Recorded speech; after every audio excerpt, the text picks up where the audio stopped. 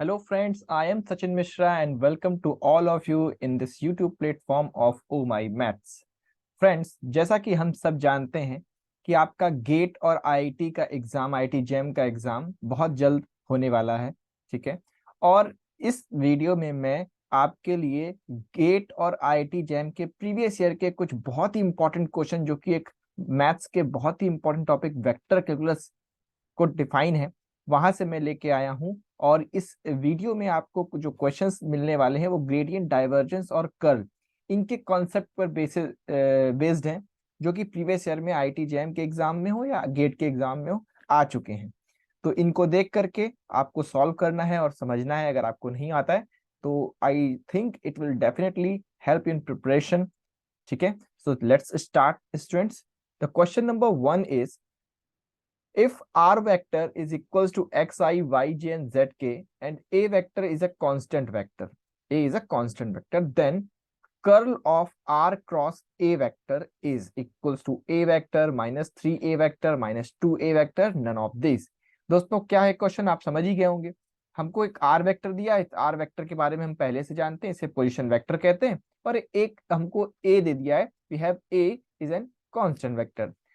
So first of all we let A vector is equals to a1i, a2j, a3k type का हम एक vector इसको late कर लेते हैं। फिर क्योंकि r क्रॉस a का कर्ल करना है, तो first of all we have to find r cross a। So I'm going to find the r cross a. When you are going to try to find the r cross a, then this is the cross product of r cross a, I, j, k, and that is the way we have to find r cross a, the cross product of two vectors. So यहाँ r की values रख दी है मैंने, x, y, z and a1, a2, a3।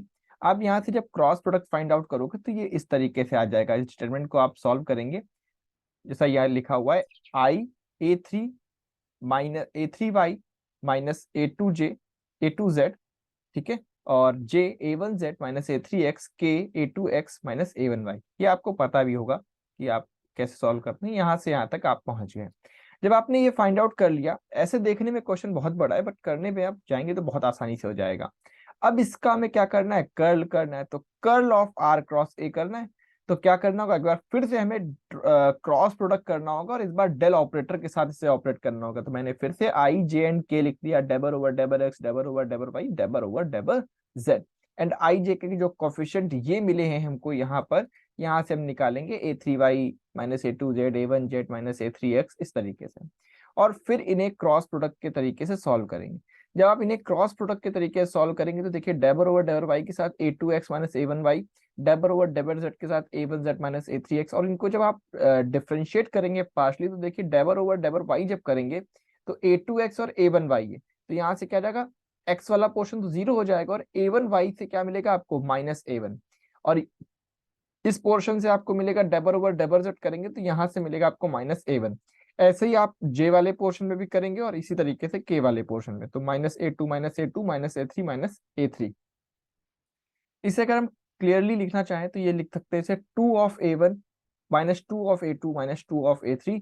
और अगर हम इसमें से 2 कॉमन ले ले तो ये a1i, a2j और a3 के इनडायरेक्टली क्या आ गया हमारा, 2 माइनस 2a वेक्टर। तो ये क्वेश्चन आईआईटी जेईई के एग्जाम में आया हुआ है दोस्तों। और अगर आईआईटी जेईई में आया हुआ है तो गेट में भी आ सकता है, और गेट में आया हुआ तो आईआईटी जेईई में भी आ सकता है। तो इसका ऑप्शन नंबर 2 जो है वो करेक्ट हो जाएगा, माइनस 2a वेक्टर। ठीक है। आई होप आपको समझ में आया होगा। सबसे पहले हम आर क्रॉस ए कर लेंगे, आर क्रॉस ए को करने के बाद हम इसका कर्ल ऑपरेट करा देंगे। और जो क्वेश्चन आपको बहुत बड़ा दिखता है ना देखने में, आप जब उसे सोल्यूशन करेंगे तो बहुत इजीली हो जाता है। जैसे कि ये क्वेश्चन था, बहुत बड़ा लग रहा था लेकिन बहुत आसानी से हो गया। नेक्स्ट क्वेश्चन देखिए दोस्तों, कुछ कॉन्सेप्ट बेस्ड क्वेश्चन आते हैं, वर्ड प्रॉब्लम लाइक। ठीक है, आपको वहां पर क्या होता है कि आपका बेसिक कितना इंपॉर्टेंट है, आप उसी से क्वेश्चन कर सकते हो। जैसे इस क्वेश्चन में कुछ भी सॉल्व करने की जरूरत नहीं है। क्वेश्चन क्या है, gradient of phi at a point to the surface phi X Y Z is equals to constant is a vector. Phi X Y Z एक कोई कांस्टेंट है या कोई भी फंक्शन, मतलब स्केलर फंक्शन है, उसका आप ग्रेडियंट ऑफ फाई जब फाइंड करते हो तो वो क्या होता है, ये क्वेश्चन है।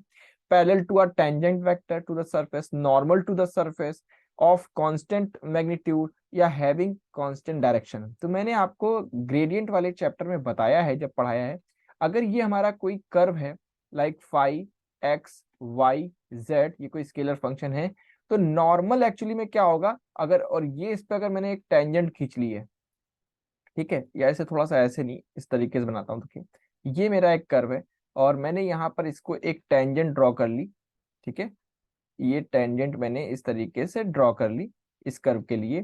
तो जहां पर आप ये टेंजेंट ड्रॉ करते हो, टेंजेंट के ऊपर जो नॉर्मल होता है, ठीक है, इसे हम कहते हैं नॉर्मल। और ये नॉर्मल एक्चुअली में क्या है, ये ग्रेडियंट ऑफ फाई को ही शो करता है, ठीक है। तो हमारा अगर नॉर्मल टू, ये पूछ रहे हैं ग्रेडियंट ऑफ फाई क्या होगा, so it is normal to the surface, ये सरफेस के क्या होगा, नॉर्मल होगा, ठीक है। तो ये सिंपल इसी तरीके से क्वेश्चन हो सकता है। आगे चलते हैं, थर्ड नंबर के क्वेश्चन को देखते हैं। Question number third is if f is equals to, f vector is equals to gradient of x cube y cube z cube minus 3xyz, then f vector is, मतलब ये हमारे पास gradient दिया हुआ है, पूछ रहे सोलेनोइडल है, इरोटेशनल है, सोलेनोइडल है या इरोटेशनल है, दोनों ही है या फिर कुछ भी नहीं है। तो यहाँ पर आप क्या करेंगे, किसी भी एस्पिरेंट का क्या होगा, अगर कोई गेट एस्पिरेंट और ये गेट में आया हुआ क्वेश्चन है, तो आप क्या करेंगे, इसका पहले सोलेनोइडल चेक करेंगे, फिर इरोटेशनल चेक करेंगे, और इसको चेक करने में आप अपना काफी टाइम बर्बाद कर देंगे। मैंने भी यहाँ पर 2-3 स्टेप करके दिखाई है, बट अगर ये कॉन्सेप्ट आपको याद हो तो आपको एक भी स्टेप करने की जरूरत नहीं, and you are directly take the right option. Okay, देखिए यहाँ पर दिया क्या है, f दिया gradient of x cube y cube z cube minus 3xy, इस फंक्शन का ग्रेडियंट जो है वो f वेक्टर है। अब मेरे से सोलेनोइडल, इरोटेशनल एंड ये सब पूछ रहे हैं, ठीक है। अब एक बात बताइए, मैंने आपको, अगर आपने प्रीवियस लेक्चर नहीं देखे हो तो मैं इस वीडियो के डिस्क्रिप्शन में ग्रेडियंट, कर्ल और डाइवर्जेंस के सारे ही जो मैंने लेक्चर्स लिए हैं उसका मैं लिंक दे दूंगा, आप वहां से उसे रिवीजन कर लीजिएगा। वहां मैंने आपको कर्ल की प्रॉपर्टीज में एक चीज बताई थी कि curl of gradient of phi या कर्ल ऑफ डाइवर्जेंस, यानी कि आप किसी भी फंक्शन का ग्रेडियंट करते हैं फिर उसका कर्ल करते हैं, या किसी वेक्टर फंक्शन का डाइवर्जेंस करते हैं फिर उसका कर्ल करते हैं, तो it is always equals to zero. अगर ये जीरो होता है तो बस आपका क्वेश्चन कंप्लीट हो गया, यानी ग्रेडियंट ऑफ दिस लिखा, अगर मैं इसका कर्ल करूंगा तो ऑप्शन क्या आएगा, zero. We know that by the property of curl. अगर ये जीरो होता है तो भाई इरोटेशनल हो गया, आंसर बी हो गया ऑप्शन। क्योंकि इरोटेशनल क्या होता है, किसी भी वेक्टर का कर्ल अगर आप करते हो वो जीरो आता है, दैट मीन्स कि वो वेक्टर कैसा है, इरोटेशनल वेक्टर फील्ड है। और ये हमारा वेक्टर एफ है, अगर मैंने इसमें कर्ल इधर ऑपरेट किया तो मुझे इस तरफ भी ऑपरेट करना पड़ेगा। कर्ल प्लस ग्रेडियंट, जब आप दोनों चीजें करते हो, कर्ल ऑफ ग्रेडियंट करते हो, तो जीरो हो जाता है ऑप्शन आंसर। और जीरो होने से क्या हो गया, इरोटेशनल हो गया। तो इसी तरीके के दोस्तों ये अमेजिंग से क्वेश्चंस हैं, अगर आप इन्हें लगाओगे तो आपके कॉन्सेप्ट बहुत क्लियर हो जाएंगे। क्वेश्चन नंबर 4 देखिए, if divergence of r to the power n r vector is equals to 0, then n is equals to what, -3 1 2 3। पहली बात तो divergence of r to the power n over r vector ये आपको करना पड़ेगा, ठीक है। मैंने भी यहाँ पर आपको ये divergence of r to the power n r vector को पूरा सॉल्व करके नहीं दिखाया है, ठीक है। इसको अगर आपको देखना है तो डाइवर्जेंस की जो वीडियो है, मेरी लेक्चर है, मैं इस वीडियो के डिस्क्रिप्शन में दे रहा हूँ, आप वहां जाकर के चेक करेंगे, पूरा क्वेश्चन बहुत अच्छे से आपको मैंने सॉल्व करके दिखाया है, ठीक है। और जब आप डाइवर्जेंस ऑफ r की power n over r vector करते हैं तो इसका आंसर आता है दोस्तों n+3 r to the power n। और मैं आपसे एक बात भी कहूंगा कि आप इस क्वेश्चन के सोल्यूशन को वहां जाकर के डाइवर्जेंस वाली वीडियो में देख भी लीजिए, प्लस इस divergence of r to the power n r vector का जो सोल्यूशन, इसे लर्न भी कर लीजिए, क्योंकि ये बहुत बार IIT जैम के एग्जाम में भी आया है, गेट के एग्जाम में भी आया है पिछले सालों में, और ऐसे जितने भी एग्जाम, अगर आप नेट का एग्जाम देखेंगे, टीजीटी पीजीटी किसी भी एग्जाम में देखेंगे, क्वेश्चन हर जगह आपको आया हुआ दिखेगा। तो अगर हमें, क्योंकि यहाँ सॉल्व करके तो दिखाना नहीं है, we have to just take the right option. So अगर आप इस क्वेश्चन के इस सोल्यूशन को लर्न कर लो कि इसका answer n+3 r to the power n आता है, या यहाँ पे हो सकता है m कर दे तो m+3 हो जाएगा, तो बहुत आसान हो जाएगा। तो ये इसका सोल्यूशन अगर आपको देखना है तो उस वीडियो में देख सकते हैं, अदरवाइज इसका सोल्यूशन होगा n+3 r to the power n। अब ये क्या कह रहे हैं कि इसको जीरो पुट किया हुआ है, इक्वल टू जीरो कर दूं, तो अगर इन दोनों को जीरो में करता हूं तो इट मीन्स कि या तो r की पावर n जीरो हो, लेकिन r की पावर n जीरो तो नहीं है, क्योंकि हमें पता है r की वैल्यू क्या होती है, x² + y² + z² is equal to zero. तो जीरो क्या हो सकता है, जीरो हो सकता है n+3। n+3 को अगर आप जीरो करोगे तो n की value -3। Option number A is the right answer.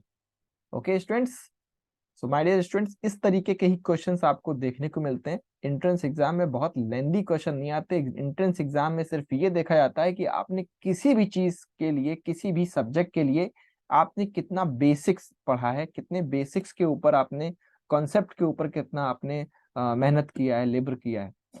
चलिए अगला क्वेश्चन देखते हैं, question number 5। Divergence of are cross a vector where a is a constant vector is equal to 0, a vector, mod of a vector, r vector का mod, mod of are vector, या a dot are vector. अब मुझे इसका solution नहीं पता, लेकिन कुछ डरने की बात नहीं है। आर वेक्टर के बारे में आप पता है, आपको x I Y J Z के होता है। ए आपको वेक्टर लेट कर लीजिए A1 A2 A3। अब देखिएगा मैं इसको कितने आसान तरीके से करने वाला हूँ। जो क्वेश्चन कह रहा है बस वो कर दो आप। आई जे के आर क्रॉस ए वेक्टर निकाल लो। आपको लग रहा होगा सर ऐसा क्वेश्चन तो पहले भी हो चुका है, वहां पर ग्रेडियंट था, यहाँ पर डाइवर्जेंस है, सॉरी वहां पर कर्ल था, यहाँ पर डाइवर्जेंस है।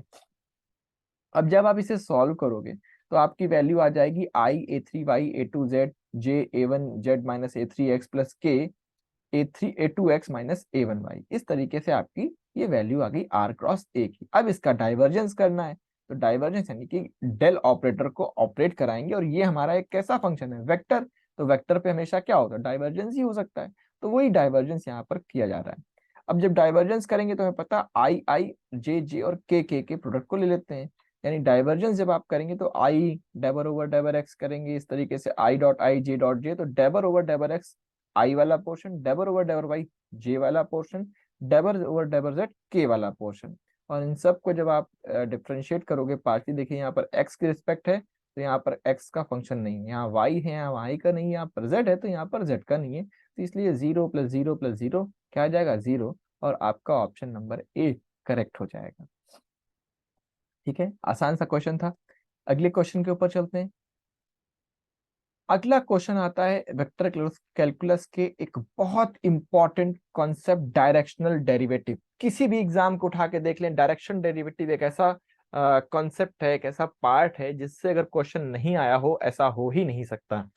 सो डायरेक्शनल डेरिवेटिव फाइंड करने का है ऑफ फाई, जिसकी वैल्यू है XY YZ plus ZX at 1, 1, 1 in the direction of vector this. तो डायरेक्शन डेरिवेटिव कैसे फाइंड आउट करना है, इसके लिए भी वीडियो है, आप लेक्चर्स को देख सकते हैं वेक्टर कैलकुलस के, ओ माय मैथ्स पे पूरी एक प्लेलिस्ट में पड़ा हुआ है। खैर अभी हम लोग को क्या करना है, डायरेक्शनल डेरिवेटिव में क्या करना होता है, पहले तो हमें gradient of scalar function find out करते हैं उस पॉइंट पे, फिर जिस डायरेक्शन पे निकालना होता है उस डायरेक्शन के साथ हम ग्रेडियंट ऑफ फाई का डॉट प्रोडक्ट, और उसी वेक्टर का हम नीचे क्या करते हैं, मॉड निकालते हैं। तो फर्स्ट ऑफ ऑल आपको ये समझ में आ गया होगा कि हमें सबसे पहले तो ग्रेडियंट निकालना है। तो ग्रेडियंट ऑफ फाई निकालते हैं भाई, आई डेबर ओवर डेबर एक्स के साथ इस फाई को, फिर वाई के साथ, फिर जे के साथ, इस तरीके से पार्शली हमने ऑपरेट करा दिया। आपका आंसर आएगा I Y plus z j z x plus z and k y plus x. At point 1, 1 बात करेंगे तो 2I 2J एंड 2K आ जाएगा, यानी इसकी value 2I plus 2J plus 2K gradient of phi की एट द पॉइंट ये आ गई। अब हमें यह गिवन डायरेक्शन ए वेक्टर मैंने इसको अगर कह दिया तो I minus 2J plus 2K। Now the directional derivative ये क्या होता है, gradient of phi dot A vector upon mod of a. तो सिंपल सा आंसर इसका करना रह गया है बस, ग्रेडियंट ऑफ फाई की वैल्यू ये रख दी, ए वेक्टर ये हो गया, इसका जो मॉड फंक्शन है या इसका जो मैग्नीट्यूड है वो इस तरीके से हम लोग फाइंड करते हैं। सो बस इसे सॉल्व कर दिया, 2/3 आंसर आ जाएगा फ्रेंड। आपका ऑप्शन नंबर आप देख सकते हैं क्या आ रहा है, ऑप्शन नंबर 2/3 है, तो option B is the right answer. तो इस तरीके से हमें इसको करना होता है। ठीक है, इसी तरीके से अब जैसे यहाँ पर ये है, तो हो सकता है डायरेक्शन डेरिवेटिव आपको दे करके पॉइंट पूछ लें, या फिर आपको कुछ और भी इसी से कॉन्सेप्ट रिलेटेड कर सकते हैं। लास्ट ईयर ऐसा आया था, तो इसमें कुछ चेंजेस करके नेक्स्ट ईयर, इस ईयर में इसका क्वेश्चन बनाया जा सकता है। क्वेश्चन नंबर 7 को देखते हैं friends. If A vector and B vector are the constant vectors, then del of big bracket of are vector A vector and B vector. तो मैंने आपको दो चीजें बताई हुई हैं, अगर आपने पढ़ा भी होगा, कि आर ए बी, इसकी दो तरीके की वैल्यू होती है। या तो हम इसे ऐसे लिख सकते हैं डिटरमिनेंट में, पहले हम आर की एक्स वाई जेड पोर्शन, फिर ए का लिख सकते हैं A1 A2 A3, फिर बी का B1 B2 एंड B3। एक तरीका तो ये होता है जब ऐसे ब्रैकेट में कुछ लिखा होता है R A B, इसे सॉल्व करने का। ठीक है, क्योंकि यहाँ पर आगे ग्रेडियंट भी लगा है, तो एक तो प्रोसेस ये हो सकता है, इससे आप घर पर करके देखना। मैंने इसको एक और तरीके से भी किया है, थोड़ा सा दिमाग लगाया है इसमें, और ये और भी आसान तरीके से without so much of calculation में कर ले गया इसको, इसलिए मैंने इसको ऐसे करने की कोशिश की। देखिए आर ए बी को मैंने लिखा R dot A cross B. अब ए क्रॉस बी को पहले निकालिए, तो ए क्रॉस बी जो वैल्यू है इसे आप ऐसे भी लिख सकते हैं। एक तो ये तरीका हुआ, दूसरा ये कि फर्स्ट वाले को डॉट और बाकी दोनों को क्या करना है, क्रॉस प्रोडक्ट करना होता है। वही चीज यहाँ पर मैंने लिखी हुई है। अब क्या किया, ए क्रॉस बी वेक्टर को मैंने एक कह दिया कोई ए कैपिटल ए वेक्टर, ये a1i a2j और a3k हो जाएगा। लेट कर लिया, सपोज इसे कर दो यहाँ पर लेट। अब आर वेक्टर डॉट ए वेक्टर, यानी कि इतने पोर्शन को मैंने अगर ए वेक्टर कह दिया है तो ये टर्न हो गया क्वेश्चन आर वेक्टर डॉट ए वेक्टर में। तो आर वेक्टर डॉट ए वेक्टर करते हैं तो X I Y J Z के a1i a2j a3k, इनका डॉट प्रोडक्ट तो क्या आ जाएगा a1x a2y एंड a3z। अभी हमसे क्या कह रहा है, ये आपका कैसा फंक्शन निकला पहले तो ये बताइए। आप देख रहे हो ये कैसा है, स्केलर फंक्शन है। तो अभी जिसको मैं डेल ऑपरेटर बोल रहा था, अब मैं इसको डाइवर्जेंस ग्रेडियंट बोल सकता हूँ, ग्रेडियंट ऑफ आर डॉट ए बोल सकता हूँ, क्योंकि मेरे पास स्केलर है। तो जब आर डॉट ए का मैं ग्रेडियंट करूंगा तो यहाँ पर आप देख रहे हो I double over double X J double over double Y के डबल ओवर डबल जेड, और इसके साथ में a1x plus a2y plus a3z, ये हो गया। अब इसका जब आप करोगे ना तो देखो यहाँ पर सॉल्व होकर के ये आ जाएगा, इसका ग्रेडियंट लेने पर a1i plus a2j plus a3k। अब a1i plus a2j plus a3k का मतलब क्या हुआ स्टूडेंट्स, कि ये हमारा क्या आ गया, ए वेक्टर आ गया, और ए वेक्टर को हमने क्या लेट किया था, a क्रॉस बी, तो हमारा a क्रॉस बी आंसर आ गया। और ऑप्शन नंबर सी इसका क्या हो गया, करेक्ट आंसर हो गया। तो देखा आपने कितने आसानी से मैंने इसको निकाल लिया। तो ऐसा आप भी एप्लीकेशन जब प्रैक्टिस करोगे तो आप भी ऐसे नए नए एप्लीकेशन सर्च आउट कर पाओगे और उसे अप्लाई कर सकते हो। क्वेश्चन नंबर 7 पे आते हैं। क्वेश्चन नंबर 7 है the unit normal vector for the surface phi is equal to this at point -1 -1 2 is. Unit normal vector की जब भी बात होती है, यूनिट वेक्टर अगर सिर्फ होता है, यहाँ पर एक चीज समझिए, जब भी यूनिट वेक्टर सब होगा, मान लीजिए ए कोई वेक्टर है, इसका यूनिट वेक्टर निकालना तो ये ए वेक्टर अपॉन मॉड ए होगा। लेकिन जब इसके साथ यूनिट नॉर्मल लग जाएगा वर्ड, तो हमें ये ए वेक्टर कैसा हो जाएगा। पहले एक बात तो ये हो गई, अगर यूनिट नॉर्मल वर्ड लग जाता है, यानी जहां भी नॉर्मल वर्ड लग जाएगा कि यूनिट नॉर्मल वेक्टर, तो आप इसके लिए क्या करेंगे, यूनिट नॉर्मल वेक्टर के लिए आप करेंगे gradient of phi upon mod gradient of phi, ये करेंगे। यानी कि चीजें बस किस में कन्वर्ट हो जाएंगी, ग्रेडियंट में कन्वर्ट हो जाएंगी। यूनिट नॉर्मल नॉर्मल वर्ड लगने से बस ग्रेडियंट ऑफ फाई और मॉड ग्रेडियंट ऑफ फाई में कन्वर्ट हो जाएगा। तो यूनिट वेक्टर और यूनिट नॉर्मल वेक्टर में ये डिफरेंस होता है दोस्तों। ठीक है, अगर ये आपको क्लियर हो गया तो बस आपके लिए क्वेश्चन बहुत आसान होने वाला है। फिर क्या करना है, gradient of phi upon mod of gradient of phi. तो x y cube z square का ग्रेडियंट निकाल लिया, जिस पॉइंट पे दिया उस पॉइंट पे निकाला, तो निकालते आप ग्रेडियंट फाइंड आउट करेंगे तो आ जाएगा -4i minus 12j plus 4k। और फिर unit normal vector find out करेंगे, gradient of phi upon mod of gradient of phi कर देंगे। इन दोनों चीजों को आप सॉल्व करेंगे तो आपका लास्ट में answer -1 upon under root 11 i plus 2j minus k आ जाएगा। आप इसे सोल्यूशन अपनी कॉपी पर करके भी देख लेंगे। और इस तरीके से अगर हम देखें तो इसमें से ऑप्शन कौन सा हो रहा है, पहले तो ये देखना पड़ेगा। ऑप्शन एक्चुअली यहाँ पर थोड़ा सा मिस्टेक हो गया, ये 3j होगा यहाँ पर 3j, और ये भी आंसर होगा यहाँ पर 3j, क्योंकि 12 है, 4 कॉमन लिया है, तो इस तरीके से आपका ऑप्शन नंबर सी करेक्ट हो जाएगा। आगे बढ़ते हैं, नेक्स्ट क्वेश्चन देखते हैं। और नेक्स्ट क्वेश्चन है दोस्तों, if F vector is equal to X square Y I X Z J plus 2yz के, then the value of divergence of curl of F is equals to. अब इसमें क्या होगा, नॉर्मली एस्पिरेंट क्या करने लग जाएंगे, पहले इसका कर्ल फाइंड करेंगे फिर डाइवर्जेंस फाइंड करेंगे। लेकिन अगर मेरे को एक चीज करनी होगी, या जिसने कॉन्सेप्ट अच्छे से पढ़ा, मैं इसका आंसर कहूंगा डी, 0। इसका आंसर क्या होगा, 0 होगा। क्यों, क्योंकि जिसने सही से इन चीजों को पढ़ा होगा, क्लियर कॉन्सेप्चुअल नॉलेज गेन करने की कोशिश की होगी, तो उसने प्रॉपर्टीज ऑफ कर्ल पढ़ी होगी। और कर्ल की प्रॉपर्टी ये बताती है कि किसी फंक्शन पे अगर पहले ग्रेडियंट अप्लाई किया जाए और फिर उसका कर्ल किया जाए, या किसी फंक्शन पर, किसी वेक्टर फंक्शन पर पहले डाइवर्जेंस अप्लाई किया जाए फिर कर्ल किया जाए, या फिर किसी फंक्शन पर, वेक्टर फंक्शन पर पहले कर्ल अप्लाई किया जाए और फिर डाइवर्जेंस किया जाए, तो इन सब की वैल्यू क्या होती है? जीरो। यानी कहीं भी gradient curl, curl gradient, gradient sorry curl divergence, divergence और कर्ल एक ही फंक्शन पर ऑपरेट होते हैं तो वैल्यू जीरो होती है। तो बिना एक भी पॉइंट रखे सिर्फ और सिर्फ टिक करिए आंसर को एंड दैट्स इट। और जिसने इन चीजों को ध्यान नहीं दिया वो क्या करेगा? वो कर्ल ऑफ एफ निकाल लेगा। अब आपको पता है कर्ल निकालने में 2-3 मिनट्स तो कम लग ही जाएंगे, ठीक है। फिर डाइवर्जेंस करने जाएंगे तो 2-3 मिनट्स और लग जाएंगे। और अगर आप गेट के किसी भी ब्रांच के स्टूडेंट हैं तो आपको मैथ्स से थोड़ा सा टाइम बचाना पड़ता है। आपके पास मैथ्स के सेक्शन के लिए ऐसे ही टाइम बहुत कम होता है, तो उसे आप इस तरीके से मैनेज कर सकते हैं। नेक्स्ट क्वेश्चन देखिए, if the vector x plus 3yi y minus 2zj x plus az k is solenoidal then the value of a is. यहाँ पर आप देख रहे हैं कि एक कांस्टेंट डाल दिया है इस क्वेश्चन में और सोलेनॉइडल है ऐसी बात ये बोल रहे हैं, तो कह रहे हैं a की वैल्यू क्या बताओ। अरे तो बस सीधी सी बात है, सोलेनॉइडल वेक्टर की कंडीशन होती है डाइवर्जेंस ऑफ u या डाइवर्जेंस ऑफ कोई भी जो वेक्टर फंक्शन है उसका जीरो इक्वल टू जीरो होता है। तो भाई डाइवर्जेंस इसका लिखा और जीरो कर दिया। डाइवर्जेंस आप करोगे इसका तो यहाँ से वन, यहाँ से वन और इस ब्रैकेट से आपका आ जाएगा ए, तो 1 + 1 + a is equal to zero आ जाएगा। तो a की वैल्यू क्या आ गई? -2। बहुत ही आसानी से ये क्वेश्चन, ऐसे आते जरूर है क्वेश्चन, लेकिन अगर अच्छे से आपने प्रैक्टिस कर रखी है तो आप टाइम सेव करते हुए इन क्वेश्चन को कर पाएंगे। और अगर अच्छे से प्रैक्टिस नहीं हो रखी है तो फिर आप इनका टाइम सेविंग नहीं कर पाएंगे और प्रॉब्लम में फंस जाएंगे। टाइम सेव करना है आपको। और क्योंकि अब एक जो लास्ट क्वेश्चन आप देख रहे हो, मैं इसके ऑप्शन यहाँ पर रफ कर रहा हूँ, ऑप्शन मैं यहाँ पर रफ कर रहा हूँ।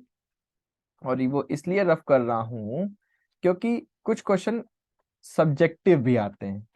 देन एफ इज, ठीक है। यहां पर मैं आपको क्वेश्चन में साथ में बोल दे रहा हूं आपको क्या पता लगाना है। इस वेक्टर के साथ आपको ये पता लगाना है, मैं ऑप्शन को रफ कर दे रहा हूं ताकि आपको हेल्प नहीं हो।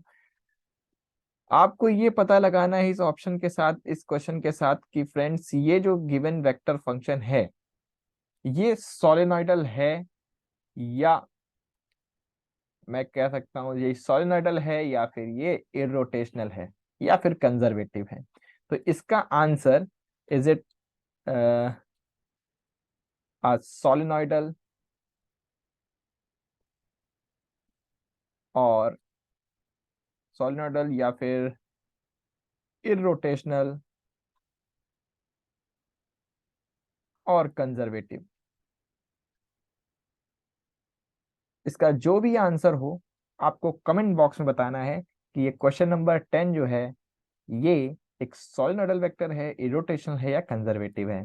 ठीक है, आई होप आपको ये 10 क्वेश्चंस की जो मैंने क्लास छोटी सी रखी है आपके लिए आपको अच्छी लगी होगी।